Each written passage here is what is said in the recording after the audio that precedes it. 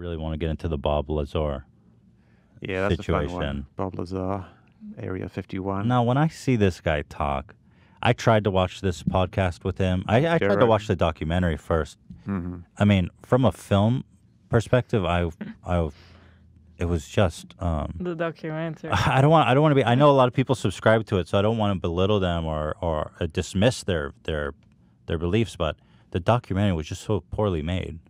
It was just so strange and bizarre. I couldn't get into it. And I'm looking into the Bob Lazar podcast. Lazar. And well, a lot of stuff doesn't really add up. Yeah. And so the claims he makes are really fascinating. You want to believe it. Like one of his claims, for example, he goes they use for propulsion. He claims, first of all, that they had 12 or 13 alien spacecrafts, and he was one of the engineers working on them at the time. And he claims that they were there to reverse engineer the technology. Correct me if I'm wrong on anything. That's what he says.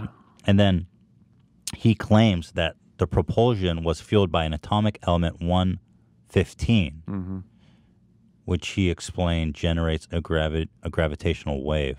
Now, was there not a molecule 115 discovered since? Yeah. So that an element. That's compelling, right? To be like, oh, I was working on this, but now they discovered it. Sounds compelling. Yeah, it sounds compelling. You understand the history of chemistry as being a continuous process of filling in the periodic table. Like all of the elements, they have an atomic number, which is the number of protons in the nucleus. So you start out with number 1, which is hydrogen, which has 1. And then helium has 2, and then oxygen has 4. I might be wrong. But so you just get more and more. And the ones that with a low number are very stable, especially when they're in molecular forms. But higher up, they become more and more unstable. So they're very, very hard. You don't find them in nature, basically. So all the ones that are high up on the table, they had to synthesize. They had to actually create them by using some kind of radiation method. And as you got further and further along, they get harder and harder to synthesize. So when Bob Lazar suggested element 115 with 115 protons in the nucleus, they just hadn't got to it yet. Yeah. But it was one of the ones that was the next one along. I think they were up to about 111 or 112. There, they skipped them occasionally because the odd ones are harder or something like that. But it's something that was inevitably going to be synthesized at some point. And when it was synthesized, it was found to be very, very unstable. Like it would immediately just go poof, like in milliseconds, really, like half a second was its half-life, and it would just vanish. But Bob Lazar claims that he took a pound of it home with him, and it's this stuff that wouldn't exist in a form that you can take a pound of it home with you. To hold in your person. You couldn't have it. I mean, it's basically saying it would probably tear apart your cells. Yeah, because it's disintegrating so rapidly. If you had a lot of it would create a lot of heat and probably radiation. Yeah. So it's not something you want to have around you. Right. But it's not something you can have in solid form. Yeah. So he hasn't been vindicated. No one's come up with solid 115. We've just come up with a way to synthesize what we knew was actually there, like this element. Well, of course, we don't have alien technology. They would be able to stabilize it. Yeah, that's the thing. If you introduce something like alien technology as the explanation, that's like saying, "Oh, but we have magic. Yeah. We can do anything." So that explains everything. So I want to ask you kind of like a meta point about him. Joe had him on his podcast to 7.6 million views. The reception to that was extraordinarily positive. Do you think that it's irresponsible for Joe to have someone like that on his podcast? Or how do you view something like that? I don't think it's causing any great harm. Joe was a big fan. He's a big UFO guy, and he really likes the story, and he believes Bob Lazar, it seems. So, he's just promoting a story he thinks to be true. Is that a gateway to the rabbit hole? I don't really know, if the UFO thing is a gateway to the rabbit hole. People who get into UFO stuff, they tend to just stay in UFO stuff because it's so fun. Like the idea that there might be aliens out there. It's just this really amazing thing, and it supersedes everything else. You don't even get You don't too find a much overlap. correlation between unhealthy conspiratorial thinking and people who generally are into the UFO. There's probably some overlap. Sure. That you go from one to the other. But a lot of the people I talk to in, say, 9/11, they'll say that I investigate UFOs because I'm trying to discredit the 9/11 truth movement. They view UFOlogy as being this ridiculous thing that no one should look at. And then the people who The are... truthers. Yeah, the truthers think that. Huh. Then the UFO people, they all think that the truthers are completely crazy and that I shouldn't be putting them in the same boat as truthers. Interesting. So I can't win there. Huh. Normally you get a gradation where one is more extreme than the other. But here you've got kind of two non-overlapping areas. There's also conspiracy shaming. Conspiracy shaming. Yeah, my conspiracy is better than your Oh, that's conspiracy. funny. His claims are pretty extraordinary. I mean, I'd love for it to be true. It sounds fantastic. Like he says that he lived he worked in a facility just outside Area 51. They had caves,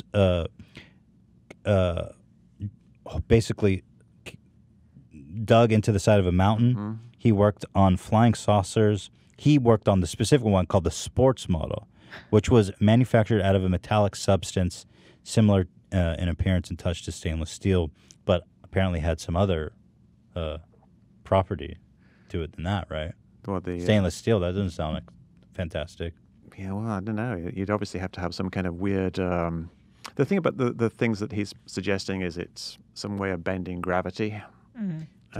Bending space-time, essentially, which is the same thing as gravity. Which is popular, in sci-fi. And exactly. It's not a new concept, certainly. No, and it would have been something he would have been aware of when he wrote these things. I think essentially he made it all up. Do you think that he has drank his own Kool-Aid, or do you think he's kind of just doing a social experiment? I think it probably started out just him having fun, making stuff up. But over time... He's made a life out of it. I think he might even have been telling the same thing so long that he kind of believes that something happened. Right. Because it goes into so much detail. Yeah, but it's telling the same story over and over again. There's not really that much there. He's got a picture in his head of what he thinks these sources look like. You'll hear him talking about the same things over and over again. Like he had a hatch here, it had a honeycomb, it was had a half dome, and did this. He's just telling you the same story. So he has a story down pat, and he's repeating it. But it doesn't add up. And there's other things as well. Like he claimed he went to, I think it was Harvard or Stanford. That's my favorite thing. He claimed he went to both MIT and Caltech. Oh, okay. However, both schools have no record of him attending, which of course he claims that the government erased his academic record to discredit him. And that should be just a big red flag. That's a big red flag. Yeah. But you can't. Isn't that great? Attend two schools for many years and have no There's record no of it. pictures, Also, there's no clubs. Nobody so knew you. why would they Who was there? erase everything you've done, but they'll let you go out there and Go talk? on Joe Rogan and talk. Yeah. That's very funny. Yeah, why didn't they go back and get their pound Well, why not of, just kill him? Exactly. If the government is that Basically, nefarious, yeah. just throw him off the side of the flat earth. Yeah, it makes no sense. Yeah, and I think like there's a theory kind of behind what he does, which is that he did actually have some classified information about secret stuff that was going on there. Not aliens, just he knew some stuff about something else that was happening there, some stuff they were testing, like some weapon, proton beam or something. And when he gave this crazy story out to people, the powers that be, thought it was better for him to keep giving out this crazy story rather than giving the truth of what's actually going on there. So they figured, as long as he's just saying this stuff, that's fine. We don't have to do anything. So that's a deeper conspiracy that suggests that he's colluded with the government. Yeah, it's not really a conspiracy. It's just they're leaving him alone. Oh, because it sounds a little cuckoo. Yeah, because they don't want to have to take more drastic action. I see. But, yeah, I love the MIT Caltech story. Yeah, that seems so obvious to me. It's like, how do you? Making that up. Because you would be able to check that stuff. Just don't even lie about your education. Just say, I'm self-taught. Yeah, which essentially he was. He was a smart guy. He's a smart guy. Sure. He does physics. He does chemistry. He runs, a store where you can buy all kinds of weird chemicals. There's other weird stuff in his past, like he once installed a closed-circuit TV system in a brothel, and he got arrested for some kind of thing related to this brothel in Nevada. I Oh guess. right, yeah, I read about that too. He was Yeah. he's associated with the brothel. Yeah, but you can't. Which is fine. You you can't. know. You can't But blame he- people for their mistakes in the past. Sure. But it's, Yeah. it's weird stuff. You This know, is it's a big his actual picture. past, but he prefers people to look at this imaginary tenure at where MIT and Caltech. He also claims that he read briefing documents describing the historical involvement with Earth for the past 10,000 years by extraterrestrial beings called gray aliens. These aliens are from a planet orbiting the twin binary star system Zeta Reticuli. More like Zeta Ridiculous. Have you heard that before? Yes, I have. Yeah, I imagine that's probably Is it Zeta Reticuli or Reticuli? It's RET. Reticuli. Yeah, probably. yeah. So that's, I think that actually comes from earlier UFO stories.